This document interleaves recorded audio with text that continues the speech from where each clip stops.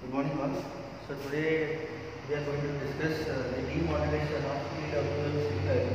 Last class we have discussed about the generation of PWM signal. Now how we have generated this PWM signal, that all details we have discussed in the previous class. Okay. So just give a brief of generation. I have drawn once again the circuit diagram for this generator, and this generator will help us to generate PWM signal, as well as if we make some sort of configuration we will generate PPM signal also with the help of same monostable multivibrator with the help of IC 555 timer. Now last class we have discussed that this RC will come into picture.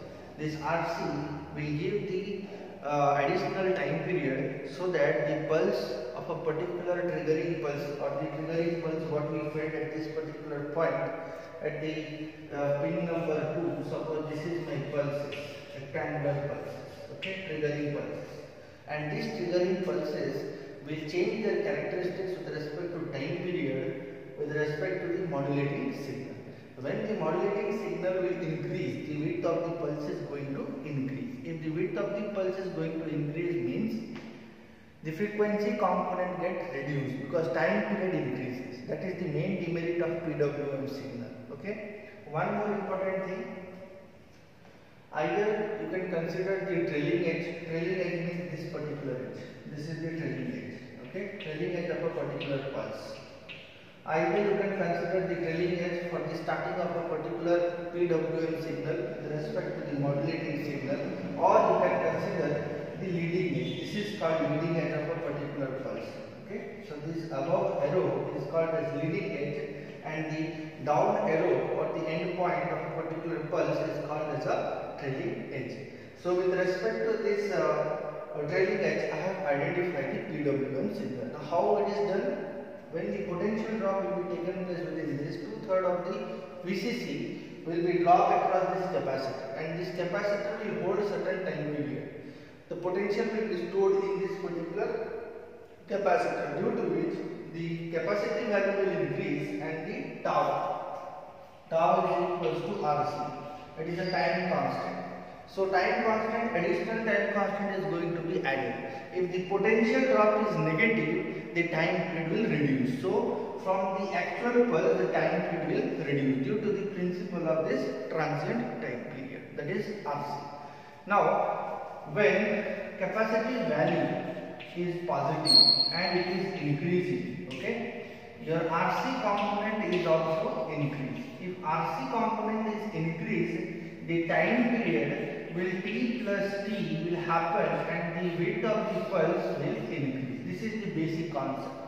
To stretch the particular time period of a particular pulse without altering its amplitude, because their amplitude remains constant and the time period is going to change. That is the pulse time modulation.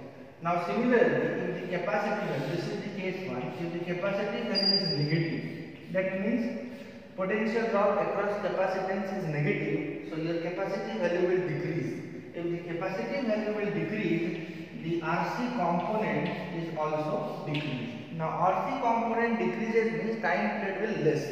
So in that particular case, T minus T we can assume, and the pulse reduction will be taking place. Here the width of the pulse increases. Here when the potential drop across capacitor is towards the negative direction of message signal, the capacity value will reduce, due to which time constant will reduce, and the total time period of a particular pulse and the additional time period due to the RC component is also get reduced. So due to which the pulse width reduces. Okay, so that is the analogy behind our PWM signal.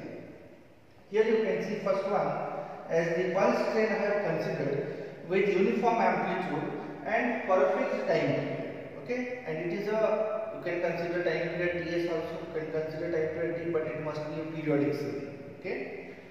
Next, with respect to the modulating signal, here we are providing the modulating signal. This is our modulating signal. Done. Now, when the modulating signal increases, the potential will increase. What will happen? This case will arise.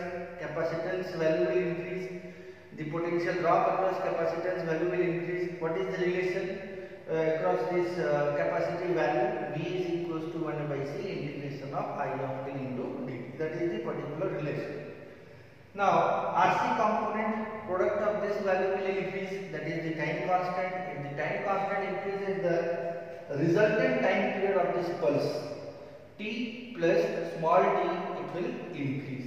So here you can see this is the trailing edge. So from trailing edge I am considering here the potential is slightly increasing. So the width of the particular pulse slightly increases. Let me represent this, slightly increases more than this particular pulse. Then again when it reaches to the maximum value, the pulse width increases, because at that time capacity value is more, RC component is more, time period will stretch. If time period increases, frequency component reduces. Okay. Similarly, rest of the pulses can be generated. It is automatically, it will generate with the help of this potential drop across this capacitor C. Okay. Now we have generated the PWM signal. Now next, how to demodulate it? Because we need to extract the modulating signal with the help of this generator. Now what are the steps? Directly we cannot extract the PWM signal. There are certain stages are there, certain methods are there through which we will extract our modulating signal. But there are two steps are there. There are various steps are there through which the PWM signal, first we need to convert into PAM signal, and then PAM signal need to be converted into the modulating signal. Directly PWM to modulating signal is not possible. First we need to convert the PWM signal to the PAM signal, then PAM signal to the modulating signal. Okay. Let me draw the block diagram for that.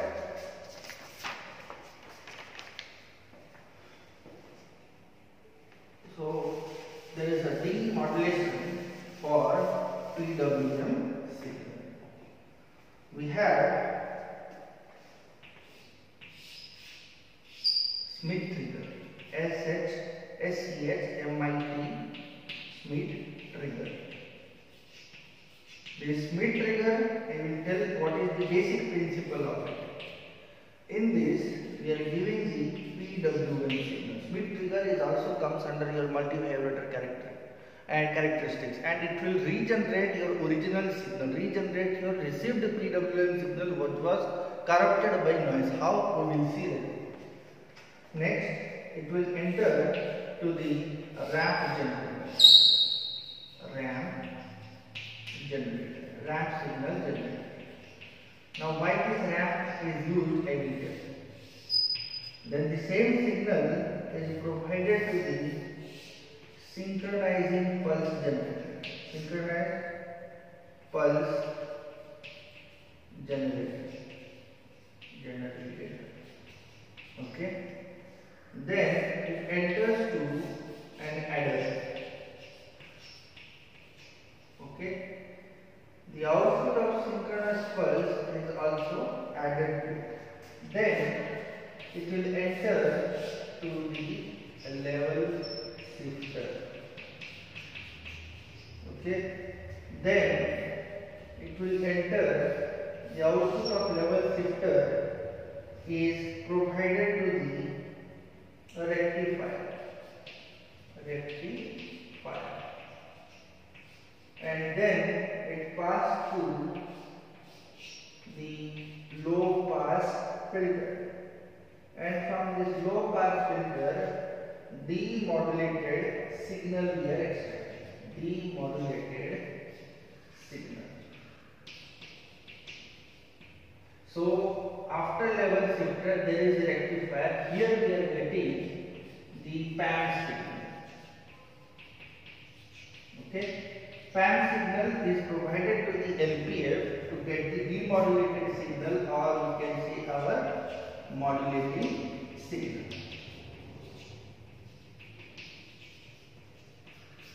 Okay. So these are the certain process. First step. This is the second, this is the third, and this is third, this is fourth, and this is fifth, this is sixth, seventh, and then eighth. It follows 8 steps, indirectly generating our PWM signal, and then from the PWM signal we are generating PAM signal, and from the PAM signal we are generating modulating signal. This will act as a reconstruction filter. LPF will act as a reconstruction filter. As we have seen in our holding circuit how that reconstruction happens. If the PAM signal is received, it will enter to the holding circuit unit and the reconstruction will be taken place. So here LPF will reconstruct the modulating signal. Okay, we will draw the particular graph for each and every steps. Okay, how the PWM signal is going to be received, how this Schmitt trigger will come into picture, what is the purpose of that Schmitt trigger. Then it will provided to the ramp generator and it will provided to the synchronization pulse generator, because we need to synchronize with respect to the generated signal with respect to the received signal. Okay, then it will added and the level shifter is there, and then it is rectified and provided to the reconstruction filter. We will see all these things in a certain stages. Okay.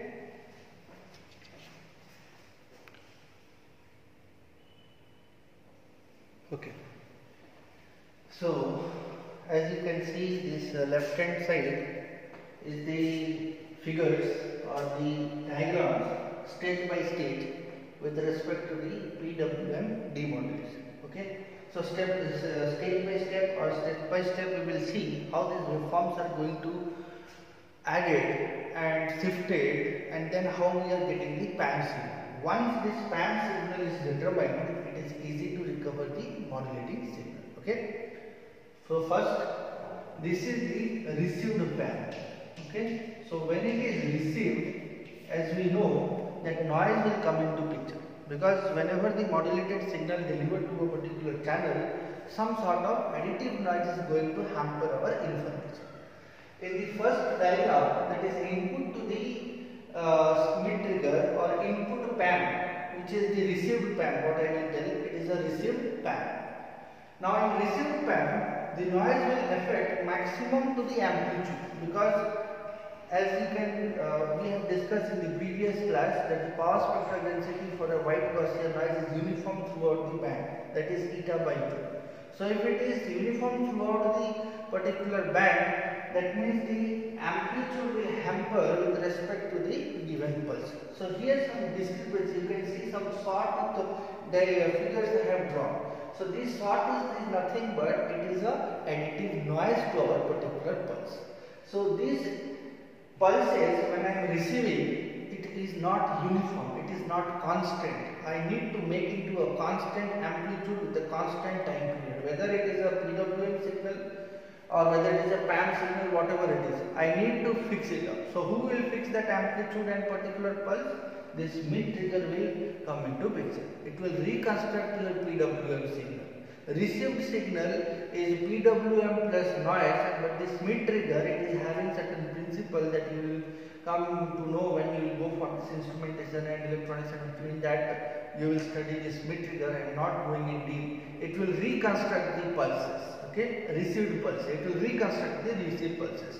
So as you can see, the output of Schmitt trigger, that is the second stage. So second stage, you can see the pulses all are having a fixed amplitude without any discrepancy for a certain time period. Now here the amplitude or the pulse of a particular received pulse, the width is changed. Here it is little bit less with respect to this. So that means here we can say that at this particular time period my modulating signal achieves the maximum amplitude.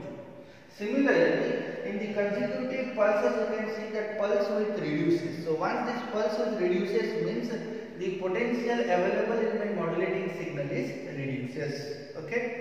So that is the analogy what we discussed previously, that with respect to R and C. Next, the same reconstructed signal is provided to the ramp generator and the synchronized pulse. So ramp generator means it will generate a sawtooth signal for a continuity, for a continuous signal. Why do we require this continuous signal? Because we need to connect the pulse from one pulse to the another pulse continuously. If it is continuously added, then only we can identify the modulating signal in a continuous manner. So this ramp generator will generate a ramp signal. How it will generate? From the time period t, it will hold a certain time period, some potential drop will be there, and it will hold until the next pulse is achieved. So next pulse, when it is received, again it will increase. So ramp is non-linear in nature. R of t is equals to t. So this is the ramp signal. According to this particular pulse, it will generate. Now the same input PWM signal which was reconstructed, it will provide to the same pulse. Now we need to identify the position of the particular pulse, position of a particular PAM signal to be generated. Either we will consider with respect to trailing edge, or either we will respect with respect to the leading edge. So here you can see these all are I have considered with respect to the leading edge. So this is one leading edge. So from the leading edge I have identified the particular pulse. So it will start from this, and this is our particular pulse will be generated. Identify the sync pulse. This will be identified as a synchronization of the position. Synchronization of a particular point. I will fix whether I will take trailing edge or whether I will take leading edge. If I am considering with respect to leading edge, that means I need to synchronize this particular position. If I want to synchronize the trailing edge, I will synchronize, I will place this pulse here, so that the position will be fixed. It cannot be changed. If the position is fixed, and according to this particular synchronization, the width of the pulse is going to be fixed. So here first two things it will come. One, position is fixed. Second, time period is also fixed. Now if any particular pulse, time period and position is fixed, that means it will come into your PAM signal. We need to generate the PAM signal first. Okay. Now once this ramp generator and the synchronization pulse are getting as an output, we need to add, so that amplitude variation will come into picture. Now once this amplitude of a pulse is changed, that means automatically it will convert the PWM signal into a PAM signal. Okay, I need to increase the pulse. So what will happen? You can see here. This is the pulse, synchronization pulse, having uniform amplitude, fixed time period, and at a certain position. That so we have fixed the position, we have fixed the amplitude. Okay. Now this ramp signal need to be added to this particular pulse. So when I am adding output of adder, you can see that pulse is added to this ramp pulse, due to which the amplitude of this ramp increases. According to this particular pulse, it increases. According to this ramp function, when you will add this one, this will increase. When you will add this ramp synchronization pulse, it will increase. Similarly, this is also increasing. Now here, the ramp signal and the pulse is added. Now why it is added? In order to increase the pulse amplitude. Here you can see the amplitude remain constant throughout the time for the synchronization pulse. But in this you can see sometimes the amplitude is less, more, less. So that means amplitude of a pulse is valid. Now we need to eliminate the rest of the part. How we will eliminate? With the help of shift level. Okay. So output of adder is provided to the level shifter. Level shifter means he will provide a threshold potential. Okay, that above the threshold potential he will consider the pulse, below the threshold potential he will eliminate those particular information which is available in a particular signal. So here when it is provided to the input level shifter, this particular point is called as threshold potential. Okay, VT. So this is our threshold potential. Now this VT is having a certain potential at this particular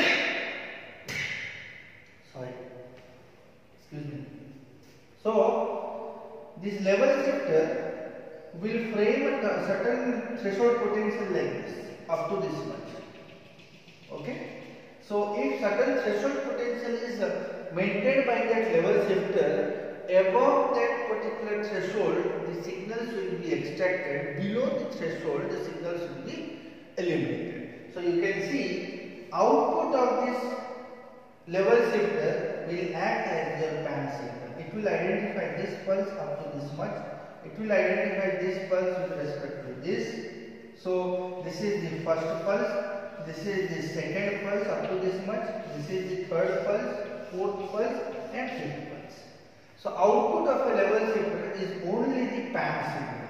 He is removing the rest of the component which is below the threshold potential. It will extract only the amplitude modulated pulse. So here you can see this pulse is lesser with respect to this. So this is the higher amplitude. Then again these things are decreasing. Now once this PAM signal is generated, it is easy to construct or reconstruct my modulating signal. So here it is entering to the rectifier. We have seen that rectifier how it is done, and then it is passed through this low pass filter, and then we can extract the modulating signal. So once this PAM signal is generated, it is easy to extract the modulating signal. So this is the demodulation process for PWM signal. Step by step, if you go for this block diagram, each and every step is having certain characteristics. Certain waveforms are there through which you can extract the PAM signal. First, the received signal or received PAM, which is corrupted one with the noise will corrupt your information. I need to reconstruct the PWM signal. Who will do? This Schmitt trigger will come into picture. He will trigger the pulse. It is a triggering pulse. Okay. The working of this Schmitt trigger means it will trigger the pulse for a certain time period according to the received pulse. So received pulse is this, he will trigger and he will provide the PWM signal. Okay. After that, it will provide to the ramp generator and to the sink generator. Ramp generator in order to make as a continuous manner, sink generator in order to identify either we will go for trailing edge of the pulse or leading edge of a particular pulse, so that the pulse can be identified. So once this position is fixed, amplitude is fixed, position is fixed, next you need to add these two things, ramp signal and the synchronization pulse. Then you need to pass through these two added signal through the level shifter. If you pass the signal through the level shifter, it will identify the amplitude variation in a particular pulse. How? Because when you add these two pulses, the amplitude of a pulse is definitely going to vary. And you need to extract only the amplitude at a certain threshold. So threshold is set by the level shifter. The removal of the lower part will be done. Only the above the threshold part, whatever the signal is available, it will be extracted. And your signal will look like this. This is called PAM signal. So once this PAM signal is generated, it is easy to reconstruct your modulating signal. Either you go for holding circuit, either you go for flat top, and this is a flat top sample signal. So you can go for equalizer also, that what we have discussed in the last class, or simply we can provide the rectification followed by an LPF. So it will reconstruct your modulating signal. So output at the 8th stage will look like this.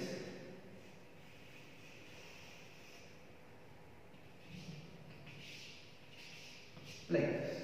So if I will join edge to edge, my modulating signal will look like this. So that is the modulating signal. So this is M of t at the 8th stage. Done. So this is called as our demodulation of PWM signal. So what is the main disadvantage of PWM signal? The main disadvantage is the time period increases, the width increases, and it requires maximum bandwidth to transmit this signal because frequency variations are there. We cannot fix the frequency because the time period is varied. If the time period is varied, the frequency is automatically going to vary. So that is the main disadvantage of PWM signal. Okay. So this is our PWM signal. Next we will discuss about our pulse position modulation.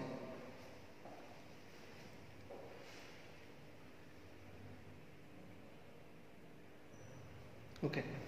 So this is the basic block diagram to generate PPM signal. So PPM means it is a pulse position modulation. So pulse position modulation, PPM signal. Okay. So with respect to this pulse position means amplitude of a pulse remain constant. Second, the width of the particular pulse is also constant, but what is the variation? The position will change. The position from according to the variation of your modulating signal, your position is going to change. That is the nature, or you can say that is the resultant of a ppm signal. Now directly ppm signal cannot be generated. The ppm signal is generated with respect to the PWM signal. Okay. Now as you can see here, in the previous one, we have generated a synchronization pulse. You can say this one generation of the ppm signal also. That is a simple step. First, you need to identify the ramp signal. According to the ramp signal, the position will be fixed, and according to the position, you need to synchronize the position. If the synchronization pulse is within that particular position, then the resultant is called as just ppm. Here you can see the amplitude of the modulating pulse is constant. The width of the particular pulse is also remain constant. But what happens? The position of a pulse change. If the position of a pulse is changed, you can say it is called as a ppm signal. So in this figure also you can extract your ppm signal, which is the output, or you can say synchronization pulse. Okay. Now that thing we have used for demodulation of PWM signal. This is the demodulation of PWM signal with the help of certain. First we have provided the received PWM signal to the Schmitt trigger. Output of a Schmitt trigger is a reconstructed PWM signal. Then the same thing we have provided to the ramp generator and the synchronous pulse generator. At the output of these two we have added it so that this sort of figure will generate, and then it enters to a level shifter who will have a certain threshold potential. Above the threshold potential, the signals will be extracted, below will be eliminated, and then we are generating PAM signal. Okay, but in this case, if you consider up to the synchronization pulse, that means you are generating the ppm signal. In this figure also you can see we have used a ramp signal. With the help of ramp signal, we are fixing either the trailing edge or with respect to the leading edge. So here we have considered with respect to leading edge. You can consider for trailing edge, no problem. Both are correct. Or you can consider the center point also. In the previous class I have discussed there are three basic methods are there through which how this particular pulse is going to be generated. First, either trailing edge. Second, either leading edge. Third, either the center. Okay. So in this particular figure, you can see amplitude and the pulse width remain constant, but the position is changed. If the position is changed, then means you can say it is called as a pulse position modulation. The same concept we are discussing in this particular figure also with the help of some sort of arrangement. Okay. So the ramp generator means it is called as a differentiator. We need to differentiate it. So in this particular figure you can use the diode parallel to a rectifier, diode parallel to R1, and then it is parallel to this capacitance C2. This sort of arrangement is basically used to hold the potential for a certain time period and to fix a particular position. So here RS and C2 will help you to identify the synchronization pulse position, either leading edge or the trailing edge. Okay. Next, with the help of this diode and R1, the ramp signal will be generated. The ramp signal will be generated for a fixed time period in order to fix the positions. Okay, and then you can obtain the ppm signal. It is a three-step. First, received ppm signal. We are providing the ppm signal to this particular point. This is it will block the DC component. Okay, only the fixed components are available. That is called as your PWM signal. Next, it is provided to generate the ramp signal. So this is your ramp signal. Once this ramp signal is known, you need to identify the either trailing edge or the leading edge. Here you can see we have identified with respect to the trailing edge. This is also trailing edge. This is also trailing edge. This is also trailing edge. Amplitude remain constant. Width is also remain constant, but the position change. So this is called as your PPM signal. So this is the generation of PPM signal. I will provide the notes step by step. All information will be there in which particular diode what will happen. For the time being, we will discuss with respect to these figures. I will explain, I will provide those things you can easily understand that which particular diode is help or which particular resistance and capacitance will help you to strengthen your particular ramp signal, or how we can extract this leading edge or trailing edge. Once this position is known, fix a particular pulse to it, whose amplitude is constant, width is constant, that is called as the pulse position modulation. Okay. Now the same PPM signal you can demodulate it. You can demodulate this signal. How we can demodulate? It is having a certain procedure. We will see that one also.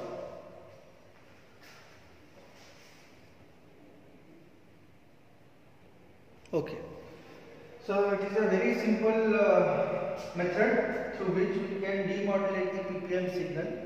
Now once again, if the received signal is a PPM, we cannot directly demodulate to the modulating signal. First you need to convert the PPM signal into PWM signal, and then PWM demodulation will be done, and then we can extract the modulating signal. These are the three steps. First, received signal is our PPM signal.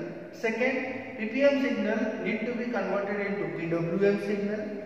Third, PWM signal need to be demodulated to the modulating signal. So here you can see we have used one flip-flop. It is called RS flip-flop. Okay, this flip-flop will toggle the states. Okay, in R I am providing the PPM, and in S the synchronization pulse is going to be done. That means he will identify the particular position of a particular pulse. Okay, it will stretch it up. The output of this flip-flop will be our PWM signal.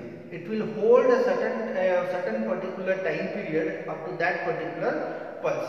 Suppose the first pulse is received, the synchronization pulse is provided to the S, and it will hold for a certain time period. Okay. If the amplitude of a modulating signal is increasing, the holding time period will increase. Holding time period will increase means time period will increase. If the time period increases, that means the stretch of a particular pulse is going to be increased according to the positions. Okay.